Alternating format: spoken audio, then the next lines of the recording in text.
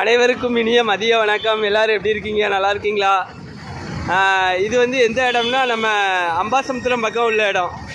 அம்பாசமுத்திரத்துக்கு எழுதிட்டுருக்கேன். அம்பாசமுத்திரத்தில் பக்கம் எழுதிட்டுருக்கேன் இந்த பாலத்தில். இது என்ன இதுக்குன்னா திமுகவுக்கு இந்தி திணிப்பு முகாம். அண்ணனும் நானும் தான் எழுதிட்டுருக்கோம். என்ன மோதலாமின்னு இந்த அண்ணன் தான். இவர் பெரிய ஆர்டிஸ்ட்டு, நான் சின்ன ஆர்டிஸ்ட்டு. சரியா? இந்த பாருங்க எப்படி பைபாஸில் நின்று எழுதிட்டு இருக்கோம். ரோடு மெயின் ரோடு, சரியான வெயில். சொல்லுங்கண்ணே. ஆமாங்க, சரியான வெயிலில் இருந்து எவ்வளோ கஷ்டப்படுறோம் பாருங்க.